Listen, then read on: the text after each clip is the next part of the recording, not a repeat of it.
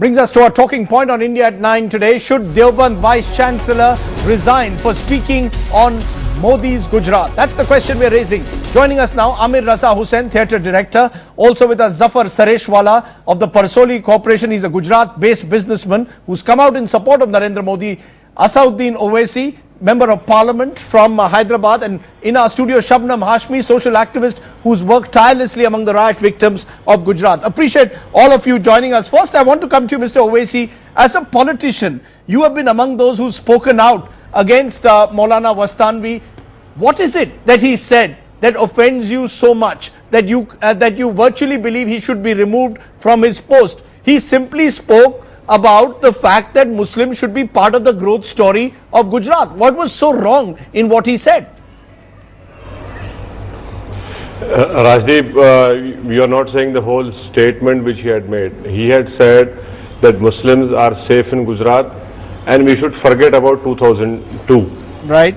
Now it makes me really upset and embarrassed, because as a Muslim, people who are fighting for the injustice that has been committed for the Muslims in Gujarat are from the majority community. Therefore, what kind of message is Mr. Vastanvi giving to people like Teesta or other people who are fighting for justice? And what would they think? Secondly, why is there a need for a religious scholar to comment on a governance issue? And he's forgetting that in Gujarat jail, there are hundreds of Darul Uloom scholars who are languishing in jail for last 7-8 years. I mean, he has never bothered and gone and visited them. Okay. Let me finish. No. Are you saying that he should not have said that the people of Gujarat or the Muslims of Gujarat must move beyond 2002? You believe that is an unfortunate statement for a Muslim leader to make? I mean, to say unfortunate would be understatement. It is highly condemnable. It is highly objectionable. How can a person who's hailing from Gujarat, maybe the Maulana is suffering from Stockholm syndrome, that Muslims are still living over there in relief camps, people are not getting justice over there, trials are being removed from the state of Gujarat to other states of our country, and then being a head of a Darul Uloom which has produced stalwarts like Anzar Shah Kashmiri and Hussain Ahmad Madni, this man speaks the language, and this is nothing but a game plan to project Modi as a Prime Minister in 2014. How can he fall in that trap? How can he be allowed to be used by the Modi people? Okay, you're saying he's been used by Narendra Modi. Zafar Sareshwala, respond to that. You're a businessman in Gujarat who at one time was a Modi critic. Now you've come out openly in support of Narendra Modi. Respond to what is being said there by Asauddin Owaisi.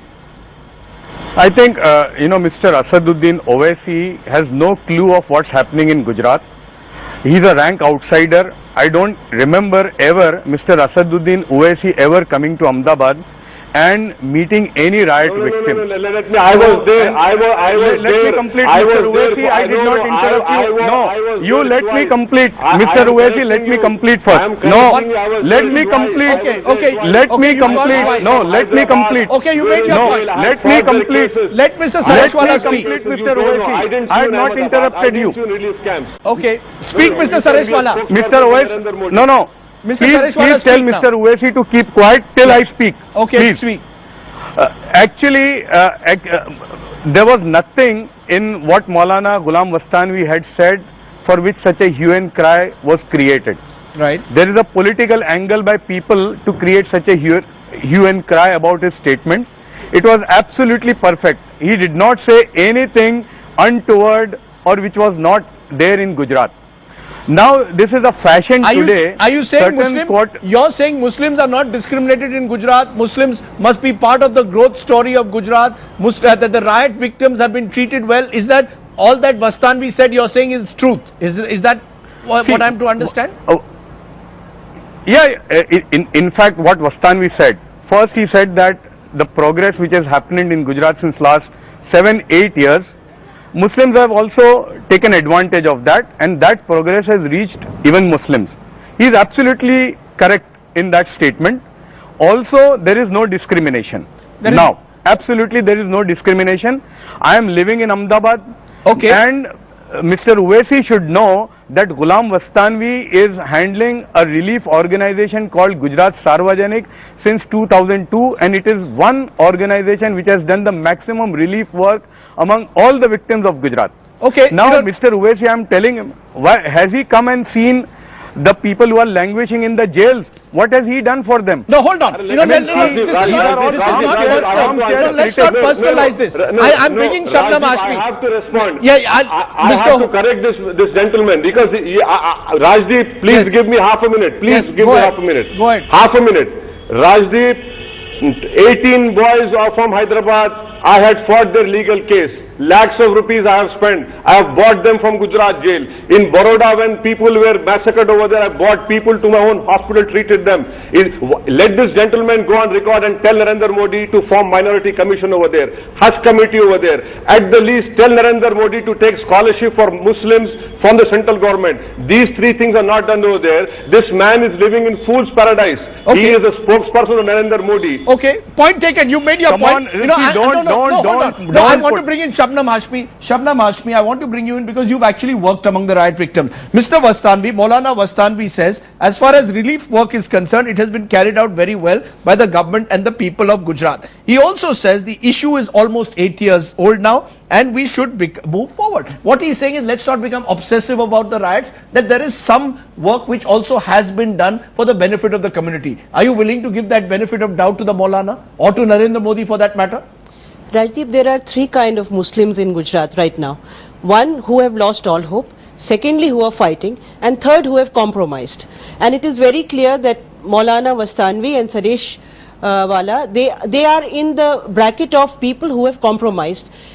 One, that the government did not do any relief work for the victims. It was all done by NGOs and by Muslim organizations. Second, after 2002 till here, in 2007, there was a major massacre in Surat, not reported. I had reported it only. There were 5 villages which were burned down. In 2005, you yourself remember the Dargah riots where 25 young boys were shot.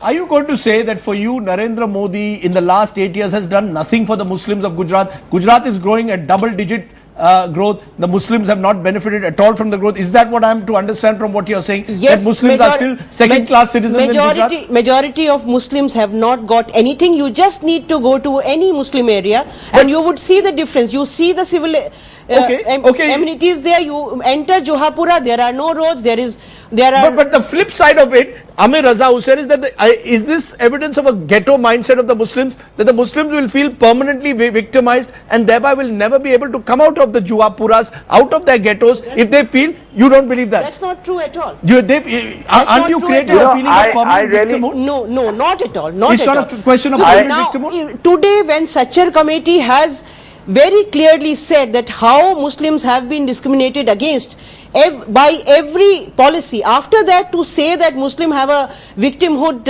in them, that is not true at all. Okay, let Amir Raza Hussain respond. Amir Raza Hussain, it's being suggested by Shabnam Hashmi that there's a class of Muslim which may have benefited, but the majority have not, and therefore Maulana Vastanvi should be speaking for the majority, not for the minority Muslims. You know, I really think the issue here sort of suddenly got confused as to what has happened in Gujarat. The issue here is the freedom of speech. Here is this poor fellow Vastanvi who is saying that let's forget the past and let's go ahead in Gujarat. I think, you know, we should welcome this kind of statement instead of pouncing on the guy. He is absolutely capable of taking his own decisions and making his own statements. Why must we jump down his throat just because he's taken over as Vice Chancellor of Darul Uloom? Now, Darul Uloom is a conservative outfit. Darul Uloom has been, for the last many years, they have discovered the power of public relations and they are going ahead and making all kinds of statements, reaching out to modern India. Now, I just hope that Mr. Amir Raza Hussain, you need to look at the timing of the statement and you need to understand the politics in Gujarat. Why did the statement come one day before Teesta had to go to Supreme Court? There is a timing. It is well planned. Are you saying the Maulana is an RSS agent? Are you saying the Maulana is a Narendra Modi agent? I mean, he was elected by the Deobandis Maulana themselves. has definitely compromised with Modi. And you believe he has compromised with Modi? And you're saying that you're saying no Muslim organization can compromise with Narendra Modi. Rajdeep, go to Sahafat website. You will see a poster released by Maulana just on 24th, where he is congratulating Bal Thackeray on his birthday. The thing is that he is running educational institutes. He need to be in good books of the government. He's a businessman. He's a businessman. Amir Raza Hussain, quick response to that. I really think the poor guy has, he's capable of making his own statements. I don't think the whole country should pounce on him just because he's made a few statements which some people may view as progressive, some people may view as reaching out to the majority community in Gujarat, some people may just view as forgetting the past and moving ahead. I don't think people are pouncing on him. I don't think people are pouncing on him. Okay, Asauddin Owaisi, is this about freedom of speech? Can there be a free debate within the Muslim community? Let's say the Maulana has ignited a debate on the Muslim relationship with Narendra Modi. Should we allow that debate to carry forward or not? I mean, that is why we're debating over here, Rajdeep. That is why you have called me to debate about it. Yes. No, you know. So why should he resign? Please understand. Why should he resign? No. See, no. Rajdeep, it is. I leave it to his. I leave it to his zamir. I leave it. I leave it to his iman. I leave it to his belief and to the shura who's going to decide on 16th of February. That they have to decide. But please, God, for God's sake, understand that how can you have development? How can I be part of a development, so-called development story in Gujarat when justice has not been done to me? Justice should be done, then there should be development. And why should a vice chancellor of Darul Uloom Deoband comment on anything, on giving a clean sheet to Narendra Modi? Okay. Why is it that? Zafar Sareshwala, respond to this. The fact is, a majority of Muslims still live in ghettos in Gujarat, whether it's Juhapura or other parts. Rajdeep, this is devoid of fact. Zafar Sareshwala, is it not true that justice has still not been provided to the victims of the riots? Till that sense of justice is provided, there will be a feeling of discrimination and alienation. How do you end that?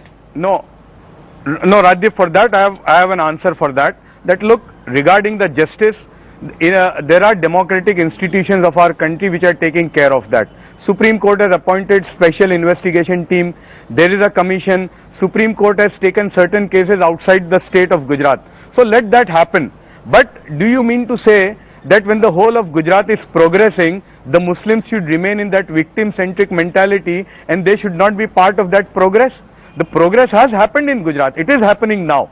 And why Maulana should not have his views? I mean, why a religious leader should not have views? We are living in a democratic society. Asauddin Owaisi, why can't he have his views? Absolutely. Why can't the Maulana have his views? You can disagree with them. I don't think anyone is saying that he cannot have his views. No, but of course he has the way he has been targeted. No, he has been targeted. Rajdeep, He's been virtually forced to resign. No, that is between him and Darul Uloom. The thing is that if he makes a statement which is problematic, then people are going to react.